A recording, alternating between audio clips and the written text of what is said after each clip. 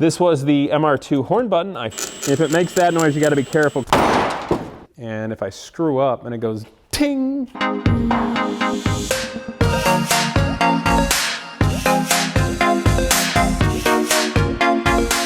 What's up, people? Let's get back to the MR2 today. Come on, check it out. So I've got the racing seats sitting in place, and I want to start looking at them with regard to what I'm going to have to do with the seat tracks. And I'm going to attempt to reuse the stock seat tracks of the stock seats, and then hopefully utilize them to where I can weld on the top of it, and then bolt the new racing bucket type seats with their brackets onto them. The other thing we've got going on is, as you saw in the last video, I put the fender flares on and was looking at them and considering that I want to do paint work to the car, either do it Panda or all black. The other thing I did, if you take a look, you can come over on this side, I did in fact mount the NRG steering wheel, you know, the one that was big, fat, and dumb, that you have to have baby Yoda hands to hang on to. It does look good. And I like the dish, I like where it sits, but this is big and stupid. So what I want to make a note of, it bolts on beautifully. The NRG does bolt up to the Sparco hub, and I do have the old Sparco wheel here, which is a very matted down suede wheel. You can see where the suede starts to get matted down and shiny. I'm going to show you guys a trick to start bringing it back here in just a moment, because it's still a nice steering wheel. I do kind of like the dish, I like it being red. Now, what I'm going to end up doing is cutting out here for your thumbs to really sit in there nicely. And on the back side, if you imagine this side where it's flat is the back, I'll be cutting out the foam here so that the fingers can wrap around all the way. Of course, I'm showing you where you can see it. That's what you do on the back side. This was the MR2 horn button I found in the glove box, and it fits beautifully with a thin adapter plate, so that's all really good. I'm not going to touch the steering wheel right now because there's a lot of other work that needs to be done on the MR2. It's obviously drivable, even though the steering wheel is kind of dumb. And that's something I can do later when I'm really personalizing it and making it spot on. I appreciate all your guys' help and advice with regard to the shift boot. I'll be getting to that. But with regard to the MR2, I think the best piece of advice I can give all you guys when you're doing a project car and you're looking at it is, there is so much that can be done to this, okay? I've had some nice people reach out to me talking about all the parts they've got for the 4AGE motors and how to build it, and you can make them scream at 10,000 RPMs plus and all this cool, crazy stuff you can do to it, things you can do to the suspension and all that. But, and this may sound boring initially, but I do want to make the point of, you got to build a car you can actually use first and not break your bank.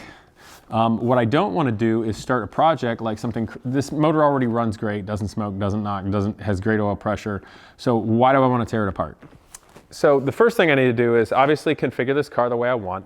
I'm going to getting the seats in, make sure I have seat belts that work reasonably well, and that the interior's together, get rid of that terrible wiring so it all works just with the key like a normal car. And then I'm going to move over here to the engine bay. It's idling high. I need to check stuff out. There's things that are not plugged in. The battery's not even tied down. So I need to fix that. Just start going through all the things to make it solid. And then you can start making it prettier. Now, I've thought about a couple of things. One, I was really thinking of just straight painting this. But the truth be told, a lot of the paint on this car is not really that bad. This is heavily oxidized into the paint and or clear coat. But what I'd like to do before I just decide it's time to paint this, because quite frankly, it's difficult to find paint shops that want to do a car like this, let alone can do it reasonably well without charging you an arm and a leg. Even though what I'm going to try to do is actually polish this out. Now, if it's got a clear coat and it's really thin, you may only have so much to work with. But if this is really just oxidation, I potentially can buff this out. And if this car, if a lot of this oxidation and a lot of these scratches and things can be buffed out and look really decent, I would rather do that and have something to start with, like really buff it out, see what you got, and then maybe any paintwork you have to do is smaller. So for instance, with the fender flares, when these are going on, say they're getting welded on or bonded on or whatever, right? They need to be painted.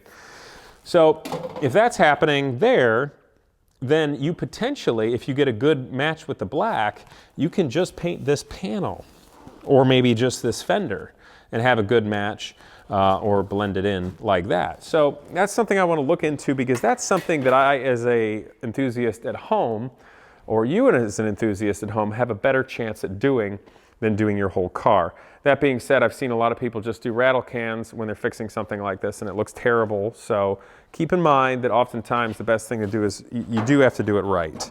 But there's varying degrees of right. This is obviously terrible. My point to doing the fender flares was so this can be cut out and reshaped and then welded with the fender flares and look really nice. So you guys can see the huge difference in terms of doing this as a fix. And I think if I take a little bit of my time and shape this well, it's going to be very tasteful, especially if it's body color. And cover the wheels properly, but give it a more aggressive look without destroying any of the original great designs of what an MR2 is supposed to be. So I'm going to experiment with polishing that out.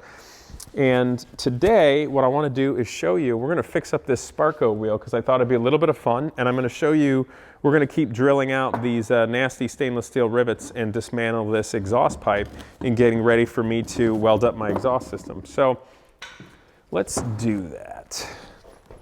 But I hope this MR2 inspires a bunch of young people out there, or even older enthusiasts, come on over, to be able to take a car that looks really sad and with ingenuity and just looking at it reasonably, how you can build a really good looking, good performing car on the cheap.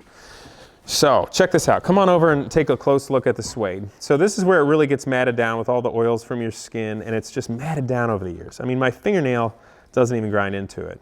What I do is I take a really nasty stainless steel brush and you start getting in there, and you kind of you cut through the crusty layer like this, and you really got to work it. You can see where it's still a little crusty. And then once you finally get through all that crust, and you got to make sure that the brush is cutting into it nice like this. You don't want to go too fast to where it kind of like starts to burn it, but after a while, it doesn't bring it back like it's brand new, and the coloring is going to be a little bit off, but you can bring back your Suede. It takes a little bit of elbow grease, though, I can tell you that. But it's worth it. Sometimes the patina look of the Suede being matted down is cool, but I'm not into that. I'd rather it be Suede. And this is an old black one, and so it's kind of got this probably more natural, like the lighter part of the dye of what's left, to almost this kind of like slightly blue look now. But it's really not bad. Okay. There we go. But this is kind of what you got to, this is the trick to bring, oh man, that's gonna make me sneeze. To bring back an old Suede steering wheel. Now keep in mind, this is, I believe this is actually real Suede, okay? Some of those supercars and stuff, it's Alcantara, which is not Suede. If I'm not mistaken, Alcantara is made literally from the same stuff as my shirt, which is like a polyethylene, I think, pop bottles. So this shirt is effectively made from pop bottles, as is Alcantara, I'm pretty sure. So just keep that in mind, because if you have an Alcantara wheel or seat that starts to look ugly and you go brushing on it in the same way, thinking like it's, you know, Suede, which is animal skin, you will potentially just ruin it. So word of the wise, guys, know what material you got before you get crazy on it with like a welding brush. And here, this is where the seam is, and it's glued the whole way around. So it's smart not to saw back and forth because you might actually pick up the seam. So here, I'm trying to go along with the seam, go along with the steering wheel. It's not about speed, it's about getting it to dig in slow, which is similar to drilling the rivets, stainless steel rivets. You got to use a slow drill head speed and a lot of pressure, because you got to get it to bite down before it pushes the material out of the way. Same for cutting the drill bit to be cutting, and the same for this wire brush to be digging down into the petrified cake down Suede and kind of pulling up and busting up the material so you have a half decent looking steering wheel again. Let's see how we're doing here. Okay, so if you look carefully at this, hopefully you can see it well. The face here is pretty good. I was able to put some pressure. It's nice and soft and it's coming back up. Now here, it's still a little matted down. It kind of looks fluffy again. But this, if you start using it, just get matted down again. So let's hit this again hard and see if we can get it to come up the rest of the way. Let's really get at it. And I mean, this is rough on the material, of course. But the steering wheel, frankly, looked like trash. So what are you hurting? You know, you're making it better. And this material doesn't last forever. You start using it again, and it'll start matting down, especially if you're a filthy mechanic like me. But it's just one of the fun tricks. Also, when you do right here, be careful you don't hit the nice anodized black spokes. I don't necessarily have to do it right here, but it changes color slightly while we're doing this, and I'd like it to all look even. All right, gotta be careful here. Okay. This is going pretty well. So I hope you guys like being back in the garage. Let me know how you're enjoying seeing the MR2. Obviously, I was really silly with the start of it and having fun, but I do want to get into a little bit of a serious build with you guys. And then as it goes, I look forward to get it out, drive it. Summer's coming soon. I'm sorry we've been in the shop mostly, but gonna have a lot of fun with you guys this summer, having some dynamic driving stuff. And I hope you all are enjoying the channel and just kind of the general sense of humor and being real here. It's always a little scary for someone, myself, to try to have a sense of humor in public because the world doesn't like a sense of humor. But life's too short. So I hope you guys are enjoying just this silliness and entertainment, you know, and sometimes getting mad and talking about things that need to change in the collector car world or leading for the future for young people and just some of the crap that happens out there in the car world. But everything on the channel means something to me and is something that I think is helpful for young car enthusiasts. So that's why I'm doing it. So I hope you guys are enjoying it. And I do appreciate your feedback for figuring out the channel and making it even better. As a note, I did make a deal to buy a 1988 Volkswagen Scirocco 16 valve. And I'm pretty excited about that. It's a long way away, so I'm actually gonna have it shipped just because I don't really have the time right now to go pick it up. As another note, it looks like there is going to be a second Genius Garage open up really soon. No joke. I'm not gonna say anywhere just yet. I wanna announce that. It's gonna be a lot of fun. But if you are wanting to get in for the Lycan and maybe don't get to be in that pick, it doesn't mean that you won't get the chance to potentially apply for something else this summer that's gonna be really cool. So I just wanna throw that out there. All right, guys, we're almost done with this. Looks pretty good.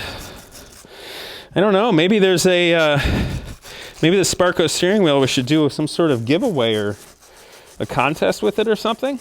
You guys have any good ideas? I know everybody's gonna be like, give it to me. I don't know. All right. Let's see, how are we looking? This is not bad. Now the other trick is, of course, when you get it to where you want it to be, if you want it to be a little blacker, you could hit it with some, I don't know if I have any around here, some of like the interior paint, which is made for vinyl and cloth and whatnot. I used some of that when I shot the Top Gun bike seat. Some of you guys remember that when I was doing the Top Gun bike, I put the newly vinyl covered seat on it and it looked kind of gray and didn't look very good with the paint. So I shot it with some paint type material made for vinyl and seats. And I bet you we could do the same thing here and look pretty good. Okay, so let's have a look. I got it brushed pretty well. I could get at more, but I think this is reasonable. So here we are. It's back to feeling like suede. I mean, it's never going to be like it was new, but it's a heck of a lot better than it was a minute ago. Okay. So here's this. And it's kind of cool as is, but it looks a little sad. It looks almost like kind of like it's moldy or something. So let's see if we can find a paint that would be appropriate for it. Come on over.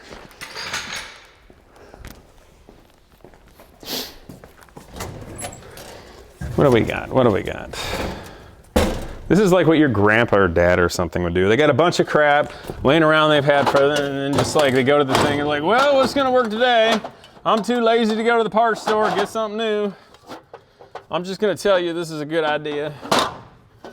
I don't know if I have anything. Oh, this is riveting YouTube, Casey Putch.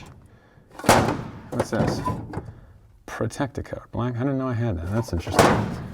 Okay. I might not actually have anything. I don't want to just hit it with some... Ooh, here we go. That's what I'm talking about. I have just enough to do this. So flexible coating, it's an SEM. That's a pretty good product for this sort of stuff. It's made for plastics, carpet, vinyl, and velour, which is totally suede.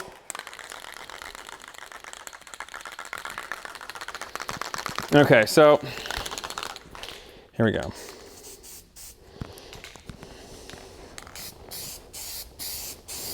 I'm just gonna hold it by the spokes. I'm gonna do a light coat because I don't wanna just cake it. If you wanna come a little closer, you'll be able to see it.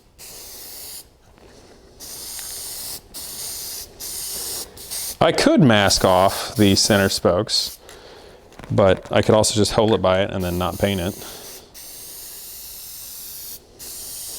This appears to be going rather nicely. What I'll probably do is just wipe off the anodized spokes with a thinner when I'm done, if there's any overspray. There'll probably be a little overspray, but it's okay.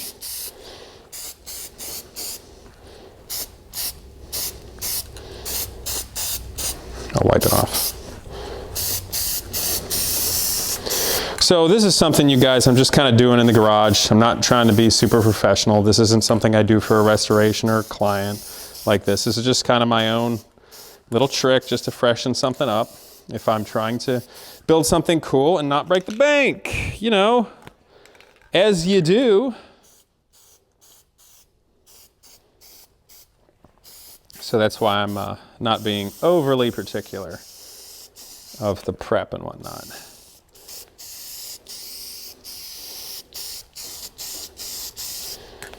Okay.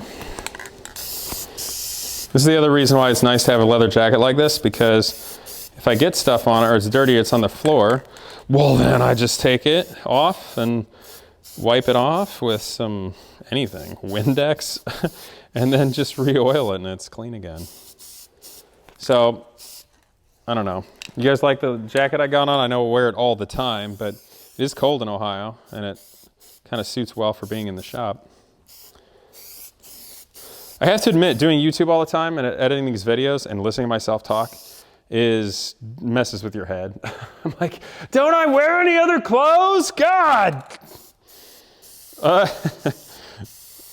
So anyway.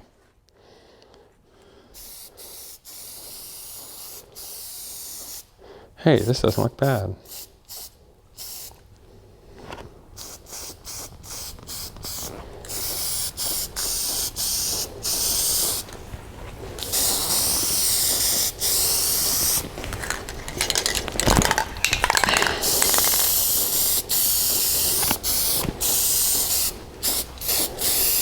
Now, truthfully, with this dye material or fancy paint, whatever you want to call it, that I'm spraying on here, it's going to change the texture.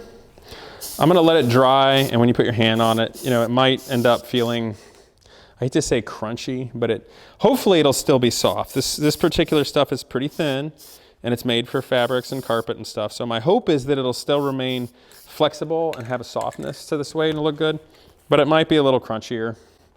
But I can tell you, and I haven't even wiped it off yet, it looks pretty darn good. It really does. I can wipe this off.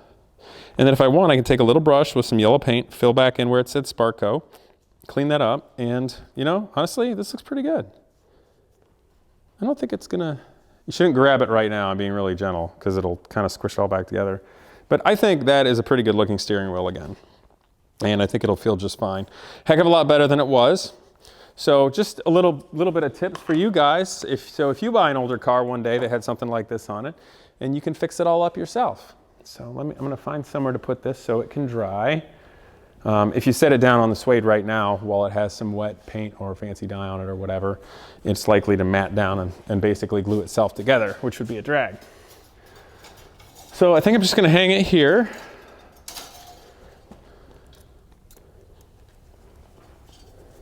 That's why it's good to have some stainless steel wire hanging from something. Okay, so that'll be good by the next time I come back. Looks real nice. I'm gonna leave that out in case I want it again. Okay, so come on over. I want to show you guys, we're gonna drill in these exhausts a little bit, maybe go cut this one in half. So if you recall, these were the mufflers that came off the Ducati that I bought that got laid down when I was building the custom, which I'll finish up here soon. And I hate to say it, but motorcycles don't do very well on my channel, so I kind of got away from doing all those videos because I need to build a channel for Genie's Garage and everything. But I will finish it and I will have it on here this year. It's gonna be fun to ride. So this got whacked here, which obviously looks terrible for a bike, but if you're gonna cut them and customize them, could look pretty good for a car build because you won't see it. Anyway, the rivets in this are stainless steel pop rivets. So I got a nice drill bit here, and the drill bits you use are the same size as the shank. I'm gonna put on some safety glasses. Reason being is I'm gonna be using a lot of pressure on that drill bit, and if I screw up and it goes ting, I don't want it coming flying up and hitting me in the eye. All right guys, so I'm gonna drill a couple of these out so you can see them. But the safety glasses are a good deal. I'm not actually wearing hand protection right now. There's nothing really to cut it on. And frankly, if I was wearing a glove and hit it with this, it would go right through the glove, so I'm just not wearing a glove. You see, I'm going real slow, but I'm putting a lot of pressure. You see how I'm actually leaning on this? You want to be careful to get it to drill straight. And also pay attention on the rivet, because once it starts going through, the rivet can get to a point where it loses its mechanical grip and it starts to spin. I kind of hope it does that. Yeah, well, it started to spin, but it came off the way it's supposed to. So there's that one. But you got to go slow. The other thing is, since you're drilling out, there's already a hole there. Oftentimes you can burn a drill bit up, just the outer part, if you're drilling hard metal. But as a rule of thumb, the harder the metal, the slower you got to drill, and it requires a lot of pressure. So you just got to stay patient. If I sped this up, it might initially cut faster, but I'm about certain that it would burn this bit up, because you can put a heck of a lot of heat right in that teeny tiny cutting edge real fast and ruin it. You can also use a like what you use on a CNC machine is like a cutting fluid. A soapy solution of water works really well, and the biggest thing that does is help cool the bit head. It can even provide a little bit of if it makes that noise, you got to be careful because it's biting really well, and there's a chance it could break your drill bit off. You don't want to do that either. Now it's starting to spin, so I'm going to make it be the angle a little bit so it doesn't spin. Okay, that one's through. The other reason I'm holding it like this against my body rather than just pushing pressure, because when it breaks loose, if you're not holding against your body, you can just go like that and break the drill bit. But if I have my body here, you're not going to fall as far, and you have a less chance of just breaking your drill bit off. So here we go. Last one. Come on, baby. Lots of pressure. There we go. Okay. So that's all the drill bits, or that's all the rivets here. Now I got to get this off without hurting the car or my knee again. It's obviously been in there a real long time.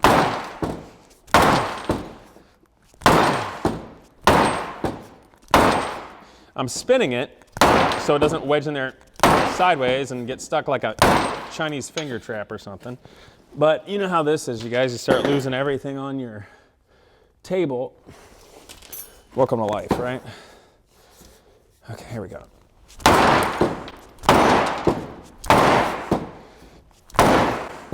I'm breaking the table. That's okay. We built this table. We built this table on rock and roll. Come on. Off. Destroying the table. Great.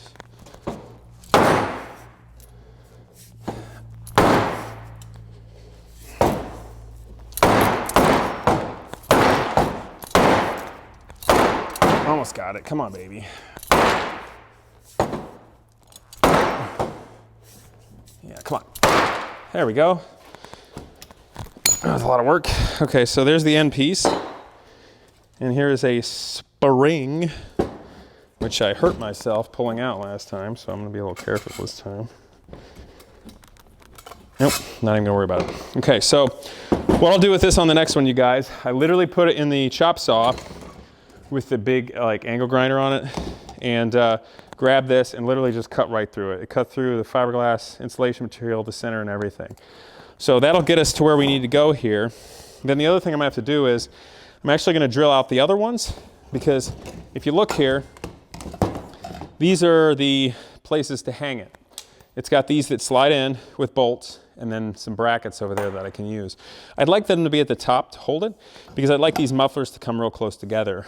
Ideally, it'd be really cool if you could have them go together like that and just one hanger through here, but there's no way to get in there to really bolt that together well unless they were kind of farther apart. You could do that.